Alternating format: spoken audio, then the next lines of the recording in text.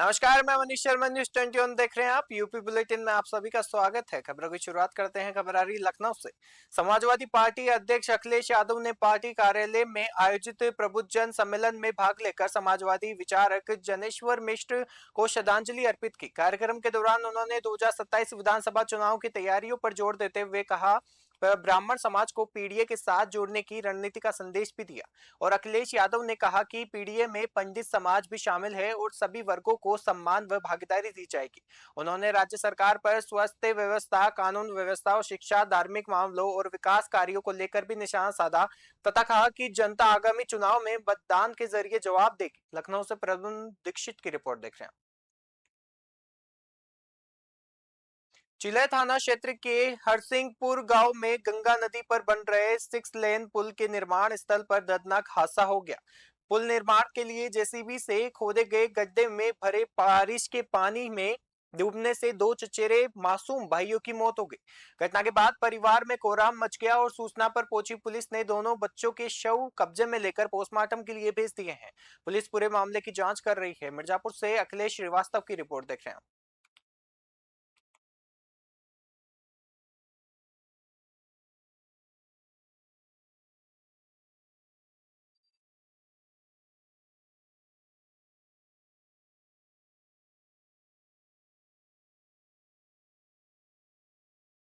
सैयद राजा थाना क्षेत्र के नेशनल इंटर कॉलेज में प्रार्थना सभा के दौरान एक परिचालक ने कथित रूप से पेट्रोल छिड़ककर आत्मदाह का प्रयास किया।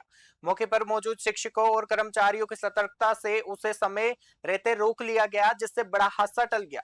परिचालक का आरोप है कि पिछले 2 माह से उनका वेतन रोका गया है तथा जिला विद्यालय निरीक्षक कार्यालय की ओर से चेकिंग के नाम पर पैसे की मांग की गई।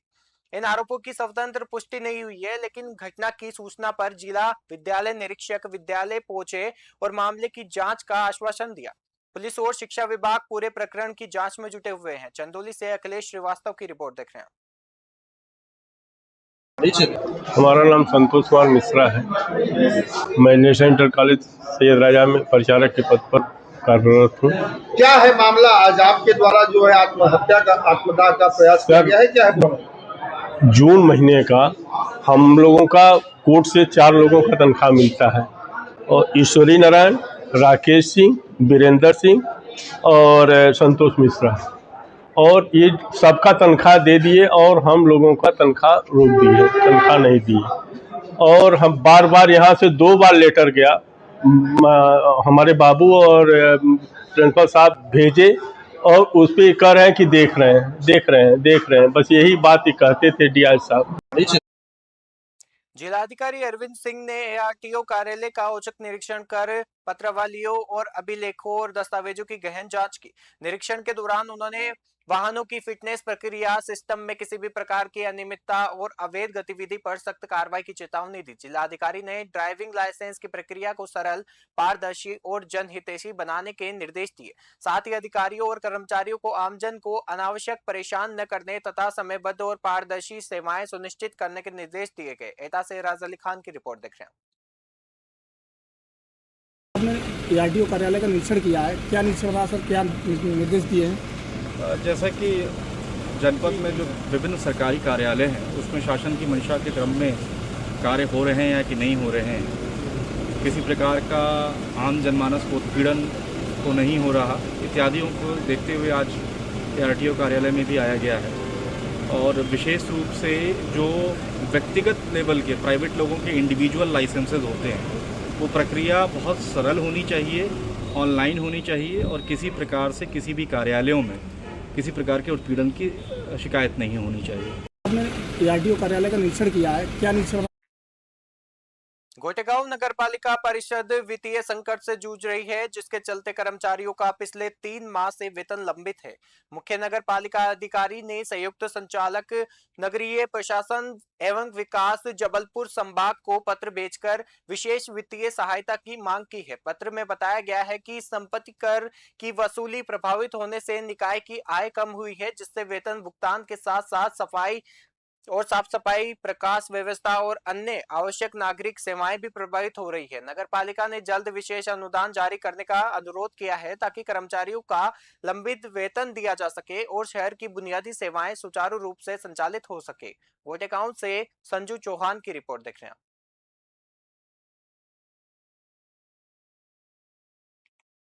कई माह से आप लोगों को वेतन नहीं मिला है। आप लोगों ने सीएमओ साहब को एक लेटर लिखा है वेतन प्राप्ति के लिए, क्या कहना चाहेंगे? विगत अप्रैल मई माह से कर्मचारियों को वेतन नहीं मिला है, तो मई, जून, जुलाई और अगस्त भी चालू, चौथा महीना चालू हो गया है और यहाँ पर बढ़ा हुआ टैक्स वसूली हो नहीं पा रही है। संपत्ति कर का जो बढ़ा हुआ टैक्स है उसकी वसूली हो नहीं पा रही है। शासन स्तर से भी हम लोगों को कोई मदद नहीं मिल रही है सैलरी के लिए। अब मजदूर सवेरे से सुबह तक शाम तक हमारे सब कर्मचारी काम में लगे हुए हैं, सफाई है। शासन से जो राशियाँ आती हैं तो राशि कटौती होने से दूसरा ये है कि इस वसूली यहाँ चूँकि इसलिए नहीं हो पा रही है कि रेट ज़्यादा होने के कारण लोगों ने टैक्स देने से मना कर दिया गया है। ऐसी स्थिति में अपने वरिष्ठालय को पत्र व्यवहार किया गया है। कई माह से आप लोगों को वेतन नहीं मिला है। आप जिंजाना थाना, बाबरी थाना और स्वाट टीम की संयुक्त कार्रवाई में 1 लाख के अंतर्राज्यीय इनामी बदमाश फुरकान की पुलिस मुठभेड़ में मौत हो गई। पुलिस के अनुसार घेराबंदी के दौरान बदमाशों ने फायरिंग की, जिसके जवाब में आत्मरक्षा में की गई कार्रवाई में फुरकान घायल हुआ। अस्पताल ले जाते पर चिकित्सकों ने उसे मृत घोषित कर दिया। मुठभेड़ में स्वाट टीम के एक हेड कांस्टेबल भी घायल हुए, जबकि अन्य पुलिसकर्मी सुरक्षित रहे। मौके से कार्बाइन, 9 mm पिस्टल, कारतूस, नकली और नकदी बिना नंबर प्लेट की मोटरसाइकिल बरामद की गई है। पुलिस के मुताबिक फुरकान पर हत्या, लूट, डकैती और हत्या के प्रयास और एनडीपीएस एक्ट समेत 26 और 24 गंभीर मुकदमे दर्ज थे। उनका एक साथी फरार है, जिसकी तलाश जारी है। शामली से मुनव्वर पवार की रिपोर्ट देख रहे हैं। मारा गया सर, क्या पूरा मामला? आज दिन में लगभग 12 बजे एक सूचना प्राप्त हुई थाना झिझाना पे एसएचओ वीरेंद्र कसाना जी को कि एक हमारे यहाँ का रिवार्डेड बदमाश है जिसका नाम फुरकान सना फैमू है। वो अपने साथी के साथ में रंगाना गांव के बगल में पोल्ट्री फार्म पे आया हुआ। कल उन्होंने सूचना दिया अपने स्वाट प्रभारी राहुल सिसोदिया को और हमारे एसओ बाबरी को। पूरी टीम ने घेराबंदी किया और वहाँ आने पर वो सब लोगों ने पुलिस को देखते ही लोगों ने पुलिस जानलेवा फायरिंग की, जिसमें हमारे 3 लोगों पे गोली लगी। इसमें गंभीर रूप से घायल हुआ हमारा आरक्षी हरविंदर है, मुख्य आरक्षी स्वाट का, और हमारे प्रभारी स्वाट राहुल सिसोदिया, एसएचओ हमारे झिझाना वीरेंद्र कसाना जी और हमारे एसओ बाबरी कुलदीप, इनके बीपी जैकेट में गोली लगी, बाल बच गए। इसमें मारा गया सर, क्या पूरा मामला? इमलिया सुल्तानपुर थाना क्षेत्र के बेलामऊ खुर्द में हुई विजय विक्रम की हत्या के मामले का पुलिस ने 24 घंटे के भीतर खुलासा करते हुए 6 आरोपियों को गिरफ्तार किया है। पुलिस अधीक्षक अंकुर अग्रवाल के निर्देशन पर चलाए गए अभियान के तहत थाना इमलिया सुल्तानपुर पुलिस ने बेनियापुर गौशाला के पास तिराहे से सभी आरोपियों को गिरफ्तार किया। पुलिस के अनुसार मुख्य आरोपी बदलू थाना इमलिया सुल्तानपुर का हिस्ट्री शीटर और आपराधिक प्रवृत्ति का अपराधी है। पुलिस ने सभी आरोपियों के खिलाफ वैधानिक कार्रवाई शुरू कर मामले की आगे की जांच जारी रखी है। सीतापुर से तालिब अंसारी की रिपोर्ट देख रहे हैं। सर, कल एक थाना इमलिया सुल्तानपुर में संतरी खेत गोलीकांड का सफल अनावरण किया था, क्या है पूरा मामला? उसमें सर 6 गिरफ्तार किए गए। दिनांक 4 अगस्त 2026 की शाम को 10 बजे 112 नंबर पे एक सूचना आई कि थाना क्षेत्र इमलिया सुल्तानपुर के ग्राम बेलामऊ खुर्द में एक व्यक्ति की गोली मार के हत्या कर दी गई है। तत्काल ही स्थानीय पुलिस की टीम और उच्चाधिकारीगण द्वारा घटनास्थल का निरीक्षण किया गया। तो यह तथ्य प्रकाश में आया कि विजय विक्रम नामक व्यक्ति की हत्या की गई है, जो बेलामऊ खुर्द के ही रहने वाले हैं और इनकी हत्या में कुल 6 लोग शामिल हैं और इन 6 के विरुद्ध अभियोग पंजीकृत किया गया और इनकी तत्काल गिरफ्तारी की गई। सर, कल एक सड़क दुर्घटनाओं में कमी लाने और यातायात नियमों का सख्ती से पालन सुनिश्चित करने के उद्देश्य से जनपद रामपुर को 2 आधुनिक इंटरसेप्टर वाहन रॉयल एनफील्ड मोटरसाइकिल उपलब्ध कराए गए हैं। अपर पुलिस महानिदेशक यातायात एवं सड़क सुरक्षा उत्तर प्रदेश की पहल पर मिली इन इंटरसेप्टर बाइकों को पुलिस अधीक्षक अनिल कुमार ने हरी झंडी दिखाकर रवाना किया। पुलिस का कहना है कि इन आधुनिक वाहनों की मदद से यातायात नियमों का प्रभावी अनुपालन कराया जाएगा, तेज रफ्तार और अन्य यातायात उल्लंघनों पर निगरानी बढ़ेगी तथा सड़क दुर्घटनाओं में कमी लाने में सहायता मिलेगी। रामपुर से शाहबाज खान की रिपोर्ट देख रहे हैं। ये हमारे प्रशिक्षण निदेशालय लखनऊ से 2 इंटरसेप्टर मिले हैं और इसमें सब ऑटोमेटिक सिस्टम है। हाईवे पे जो एक निर्धारित सीमा से अधिक तीव्र गति से वाहन चलाएगा उसका ऑलरेडी इसमें कंप्यूटराइज सिस्टम है, कैमरा भी है, मोबाइल भी है। वो जैसे कि पहले सीसीटीवी आप देखे होंगे हाईवे पे लगी रहती है और उससे ऑटोमेटिक चालान हो जाता, उस तरह ऑनलाइन उनका तीव्र गति में ई चालान हो जाएगा। ये हमारे प्रशिक्षण निदेशालय लखनऊ से 2 इंटरसेप्टर मिले हैं और इसमें सब ऑटोमेटिक सिस्टम है। हाईवे पे जो एक निर्धारित सीमा से अधिक तीव्र गति से वाहन चलाएगा उसका ऑलरेडी इसमें कंप्यूटराइज सिस्टम है, कैमरा भी है, मोबाइल भी है। वो जैसे कि पहले सीसीटीवी आप देखे होंगे हाईवे पे लगी रहती है और उससे ऑटोमेटिक चालान हो जाता, उस तरह ऑनलाइन उनका तीव्र गति में ई चालान हो जाएगा। वाजिदपुर गांव में बारिश के दौरान तालाब में नहाने गए 2 किशोरों की डूबने से मौत हो गई। मृतकों की पहचान मोहम्मद आमिर 13 साल और आलिम 15 साल के रूप में हुई है। ग्रामीणों ने कड़ी मशक्कत के बाद दोनों को बाहर निकाला और जिला अस्पताल पहुंचाया, जहां डॉक्टरों ने उन्हें मृत घोषित कर दिया। सूचना पर पहुंची थाना बोर्ड पुलिस ने शवों को कब्जे में लेकर पंचनामा कर पोस्टमार्टम की कार्रवाई शुरू कर दी। प्रारंभिक जांच में सामने आया है कि लगातार बारिश के कारण तालाब का जलस्तर बढ़ गया था और गहराई का अंदाजा नहीं लग पाने पर हादसा हुआ। पुलिस मामले की जांच कर रही है। रामपुर से शाहबाज खान की रिपोर्ट देख रहे हैं। बच्चे 2 डूबे भोट में, क्या है प्रॉब्लम? कल दोपहर में थाना भोट अंतर्गत एक सूचना प्राप्त हुई कि 2 बच्चे जो 12 और 13 साल के थे वो नहाने गए थे बरसात में, फिर वहीं से वो तालाब में चले गए जहां उनकी डूबने से दुखद मृत्यु हो गई। दोनों बच्चों का शव कब्जे में ले लिया गया है, पोस्टमार्टम की कार्रवाई की है। सर ये डूबने का कुछ कारण पता चला? अभी तक तो यही प्राथमिक जानकारी है कि दोनों खेलने गए थे बरसात में, वहीं से तालाब में उतर गए और वहीं से डूब गए। शेष वस्तुस्थिति को पोस्टमार्टम पर की जाएगी। बच्चे 2।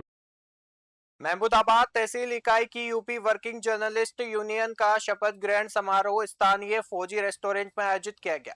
कार्यक्रम में प्रशासन और नगरपालिका, शिक्षा और चिकित्सा क्षेत्र के गणमान्य लोगों के साथ बड़ी संख्या में पत्रकार मौजूद रहे। समारोह का शुभारंभ मां सरस्वती के चित्र पर पुष्प अर्पित कर और दीप प्रज्वलन के साथ हुआ। जिला महामंत्री सुनील वर्मा ने नवनिर्वाचित पदाधिकारियों और सदस्यों को पद एवं गोपनीयता की शपथ दिलाई और इस दौरान पत्रकारिता में निष्पक्षता, सत्यनिष्ठा और पत्रकार हितों की रक्षा का संकल्प लिया गया। मुख्य अतिथि एसडीएम अभिषेक प्रियदर्शी सहित अन्य अतिथियों ने नवगठित कार्यकारिणी के सदस्यों को नियुक्ति पत्र देकर प्रदान किए गए। और सीतापुर से तालिब अंसारी की रिपोर्ट देख रहे हैं। उत्तर प्रदेश विधानसभा के मानसून सत्र के दौरान समाजवादी पार्टी और उनके सहयोगी विधायकों ने विभिन्न मुद्दों को लेकर सदन के अंदर और बाहर विरोध प्रदर्शन किया।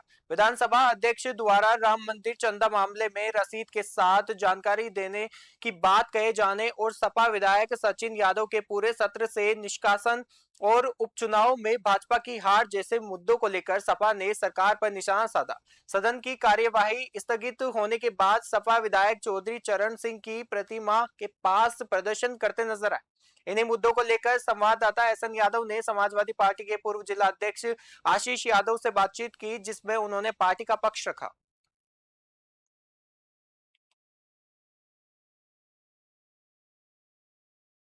समाजवादी पार्टी के द्वारा जिस तरीके से दिल्ली से लेकर लखनऊ तक भगवान राम के मंदिर के चंदा चोरी को लेकर विरोध प्रदर्शन हो रहा है। बता दें कि उत्तर प्रदेश विधानसभा का मानसून सत्र स्टार्ट हो गया है। आज दूसरा दिन है और दूसरे दिन समाजवादी पार्टी सहित सभी विपक्ष के नेताओं ने चंदा चोरी को लेकर सदन में विरोध दर्ज करा और उसको लेकर सदन स्थगित हो गया।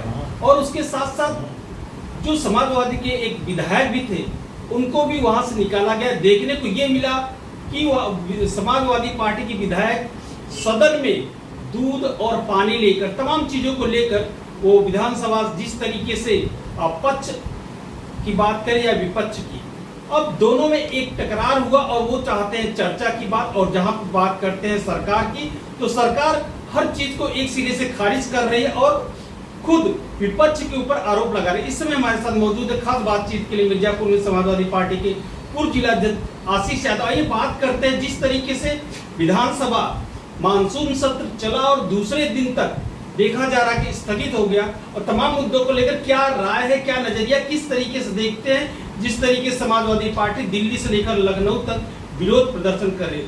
अध्यक्ष जी, एक प्रश्न था सबसे पहले कि जो चंदा चोरी को लेकर समाजवादी पार्टी पूरी तरीके से मुखर है दिल्ली से लेकर लखनऊ तक। आज विधानसभा में जिस तरीके से समाजवादी पार्टी से विपक्ष के नेताओं ने चंदा चोरी के खिलाफ विरोध प्रदर्शन किया, सदन के बाहर सदन के अंदर भी, उसको लेकर क्या कहते हैं? बहुत बहुत धन्यवाद आपके चैनल को।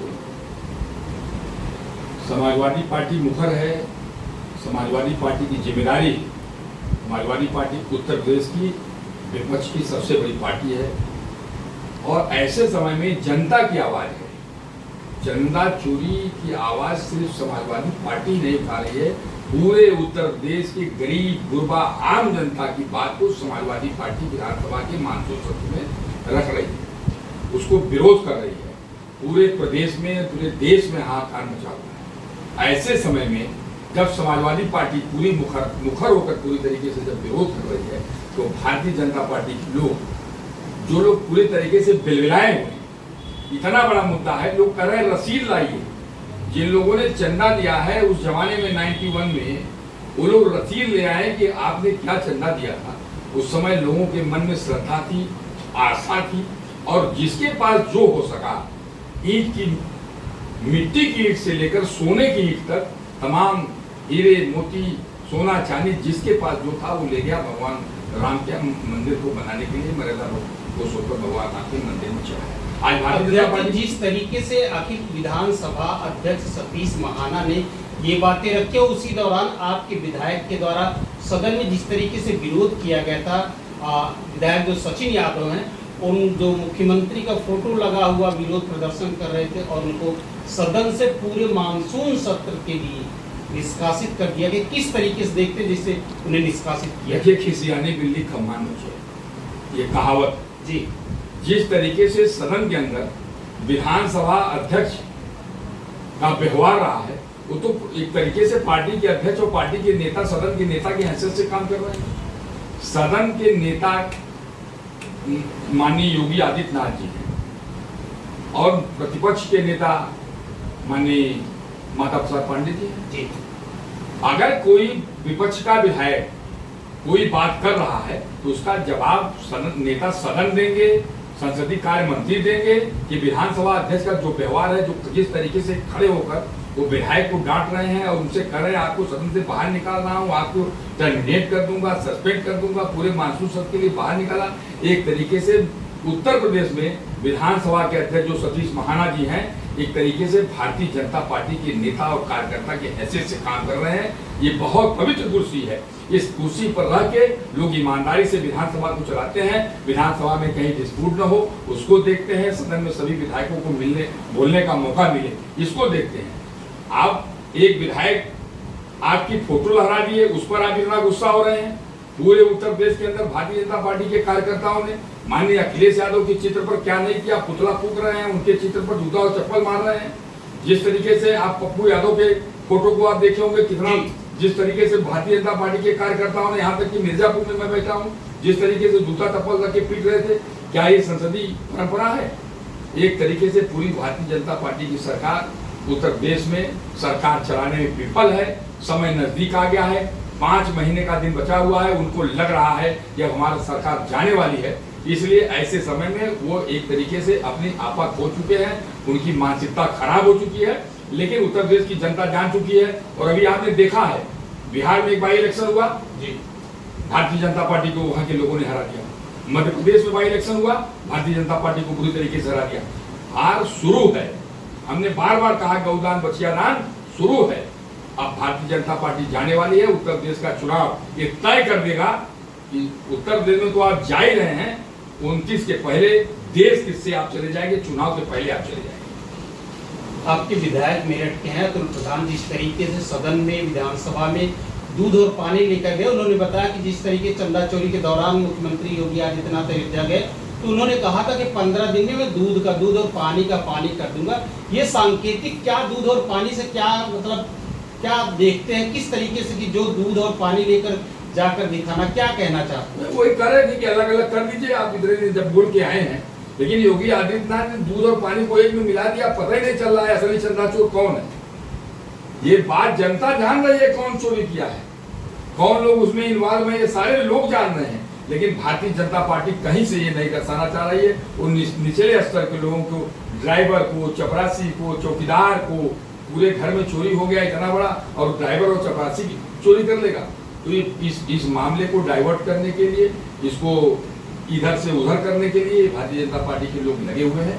निश्चित रूप से पूरी की पूरी जनता इस बार इंतजार कर रही है। आप आने दीजिए 2027 का चुनाव, 5 महीना जैसे लग रहा है 5 साल रह गया। 5 जनता वोट देने के लिए उत्सुक है और दिखा दिया बिहार और मध्य प्रदेश के चुनाव में। इसलिए भारतीय जनता पार्टी के लोग पगलाए हुए हैं, बौखलाए हुए हैं, उनके पास कोई जवाब नहीं है। और विशेष रूप से सतीश महाना जी को क्या कहूँ, हमारी विधानसभा के अध्यक्ष है, पहले उत्तर प्रदेश के विधानसभा के अंदर पूरी विधानसभा का अध्यक्ष इस अपने भाई के साथ किया, इसकी हम लोग भी निंदा करते हैं। आशीष जी, जिस तरीके समाजवादी पार्टी के विधायकों ने नारा लगाया कि नीट का पेपर कहाँ मिलेगा बीजेपी के दफ्तर में, आखिर इस नारे का क्या औचित्य है? ये तो पूरी जनता नारा लगा रही है। पूरे छात्र जो जेनजी जो सड़क पर उतरे हैं, जिसके सामने सरकार ने घुटना टेका है, उन लोगों ने नारा लगाया है, यही नारा लगाया है। उस नारे को हम लोग दोहरा रहे हैं, कहाँ मिलेगा बीजेपी के दफ्तर में। तो निश्चित रूप से बीजेपी के दफ्तर से ही तो ये सब हो रहा है।